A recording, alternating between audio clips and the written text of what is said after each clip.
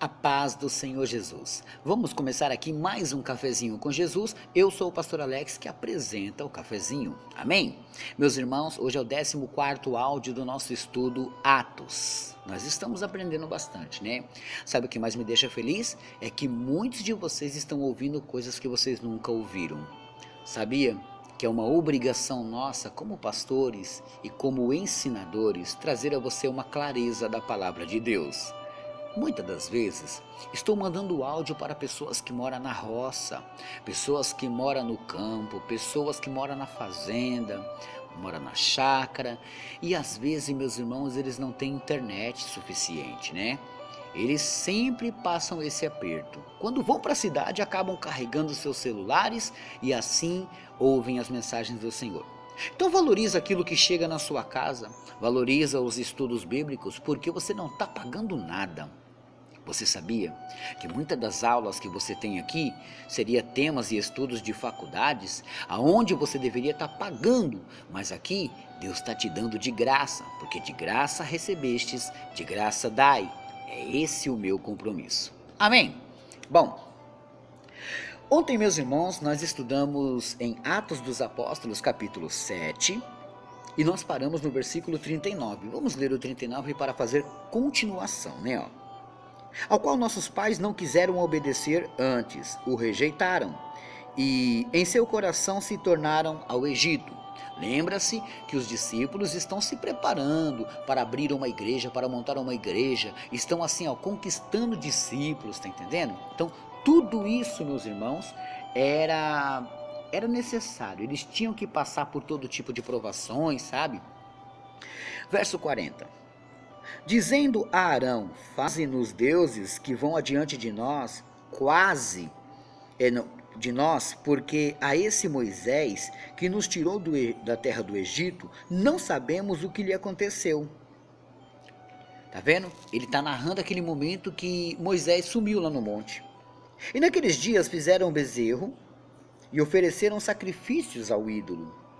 E se alegraram nas obras das suas mãos, mas Deus se afastou e os abandonou a que servissem ao exército do céu, como está escrito no livro dos profetas.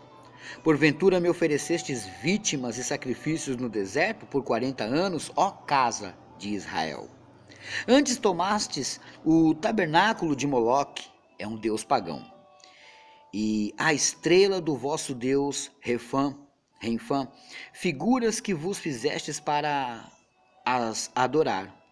Transportar-vos-ei, pois, para além da Babilônia.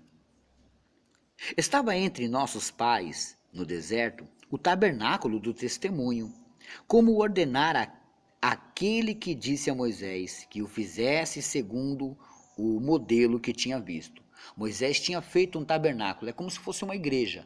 Parava o tabernáculo ali e eles iam lá e faziam as suas orações, né? Verso 45.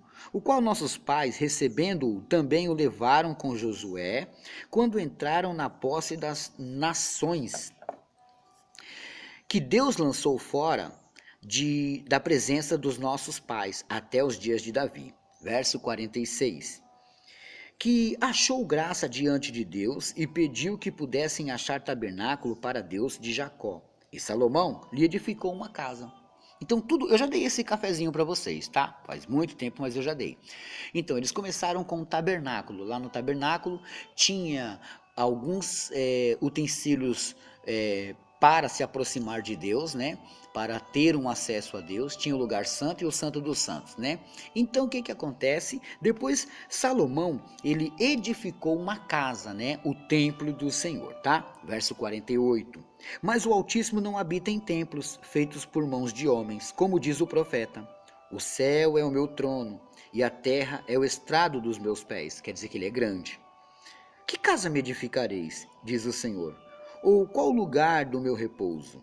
Porventura não fez a minha mão todas essas coisas? Repara, meus irmãos, que Deus ele pode entrar no templo, mas ele não habita no templo. Deus não cabe no templo. Ele cabe no seu coração. O vácuo, o buraco que está no seu coração é o tamanho de Deus, é o que você necessita, você precisa de Deus no seu coração. Ah, mas e as igrejas, pastor? Sim, ele não mora lá, Ele habita lá como a gente, ele vai lá, mas ele não mora lá. Está entendendo? Verso 51. Homens de dura cerviz e incircuncisos de coração e ouvido, vós sempre resistis ao Espírito Santo, assim vós sois como vossos pais, o qual dos profetas não perseguiram vossos pais, até mataram? Os quais dos profetas nos perseguiram vossos pais, até mataram? Os que anteriormente anunciaram a vinda do justo, do qual vos agora fostes traidores e homicidas. Olha que discurso, meus irmãos. Falar na cara da pessoa, você é traidor e homicida. Hoje a gente, hoje não dá não, mas antigamente era assim. Mas da mesma maneira, meus irmãos, eles apanhavam, né? Nós devíamos ter essa coragem. Verso 55. Vós que recebestes a lei por ordenação dos anjos e não aguardastes, e ouvindo eles isto, enfureciam-se em seus corações e rangiam os dentes contra ele. Imagina a ira que eles estavam ficando. Verso 55. Mas ele, estando cheio do Espírito Santo, fixando os olhos no céu, viu a glória de Deus e Jesus que estava à direita dele, né? Aqui Estevão, ele não teve medo, meus irmãos, ele continuou falando, né? E disse: eis que vejo os céus abertos e o Filho do homem que está em pé à mão direita de Deus. Mas eles gritaram com grande voz, tamparam seus ouvidos e arremeteram unânimes contra ele, né? E expulsando-o da cidade, o apedrejaram. Tá vendo? Aqui é a morte do primeiro mártir, né? Lembra que foi escolhido eles lá para ajudar como diáconos? E aí agora apedrejaram ele. E as testemunhas depuseram os seus vestidos aos pés de um mancebo chamado Saulo. Lembra? Paulo. Então, é o mesmo nome, tá? E o que acontece? Saulo, ele estava ali e de repente, meus irmãos, colocaram as roupas de Estevão nos pés dele, né? E apedrejaram a Estevão, que em invocação dizia: Senhor Jesus, recebe o meu espírito. Olha aí que o espírito está com E minúsculo, tá? E pondo-se de joelhos, clamou com grande voz: Senhor, não lhes impute este pecado. E tendo dito isto, adormeceu. Ele morreu. Mataram, meus irmãos, a pedrada. Tá certo que ele falou bastante palavras pesadas, mas ele não disse nada de errado. Coisas que eu também teria que falar com você. Nós temos que entender, meus irmãos, que o evangelho tem que ser pregado e falado a verdade. Doa quem doer, custe o que custar. A gente tem que falar a verdade.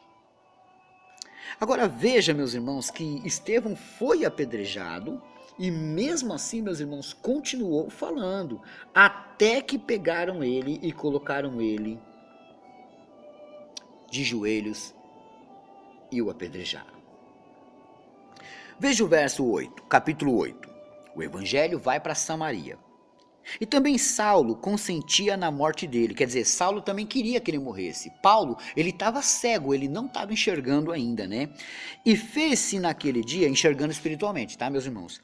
E fez-se naquele dia uma grande perseguição contra a igreja, que estava em Jerusalém. E todos foram dispersos pelas terras da Judéia e de Samaria, exceto os apóstolos. Quer dizer, todos os discípulos novos sumiram, cada um foi se esconder num canto. Mas os apóstolos, os 12, incluindo Matias ali com eles, os 12, não correram.